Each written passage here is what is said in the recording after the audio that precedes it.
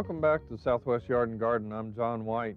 Today we're going to be talking about starting some vegetable seed indoors, and this is the time of year to kind of get that jump on the seedling, try and get some transplants ready, so when our last frost time period hits that we can get a jump on the season. So we're going to be talking about tomatoes today. That's one of the most popular, if not the most popular, vegetable for the garden. This particular pack here has a VFN resistance on it, and what that means is verticillium, fusarium, and nematode resistance.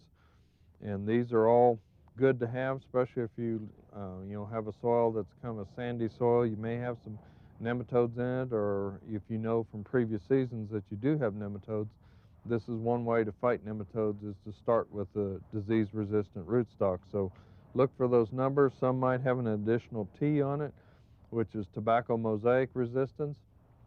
So you'll see those numbers, and those all give you a little bit of a jump on the season as far as getting away from some of our disease problems. Also on the seed pack is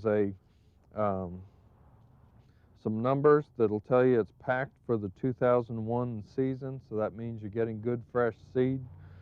If it says 2000, then it's a year-old seed. Some of it still may germinate. It may not germinate as good.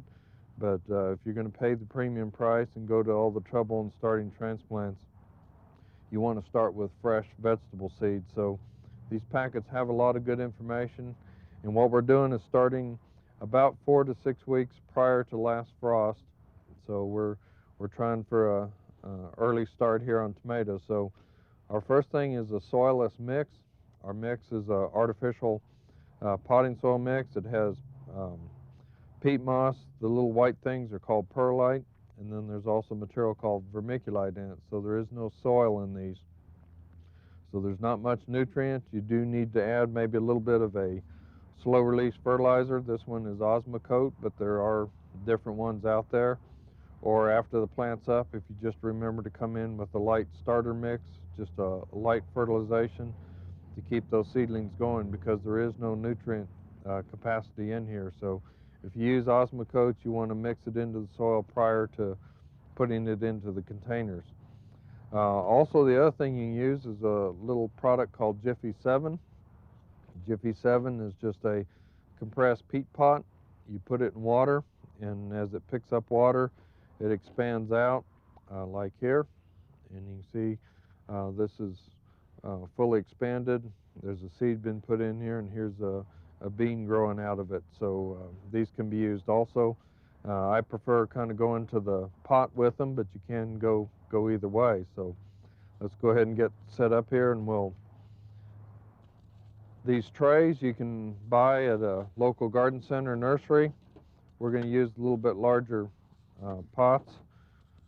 Give good root system growth, especially with tomatoes. We want a good healthy start. So we'll fill the tray in here.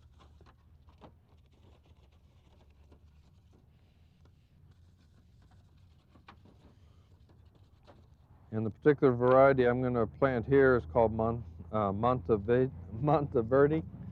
And what we're going to do is take the soil, fill our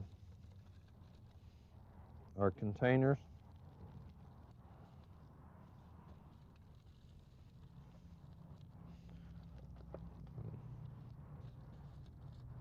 Okay, I'm going to fill this first row just so that we can kind of show you how to get started here.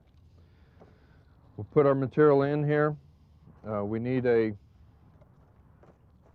stake that has our type of vegetable, the variety, and the date we're planting.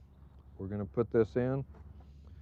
You can take a pencil or anything with a sharp point on it. Vegetable seed, usually you plant somewhere about 2 times the diameter of seed on these tomato seeds. We're going to put them in about a 1/4 inch deep. That information is also available on the seed pack.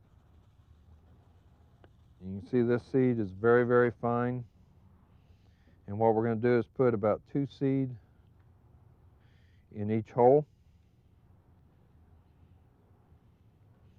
That way we're ensured of at least one of them germinating, just in case you aren't real good about putting seed in and starting seed. So we're going to put that in like that.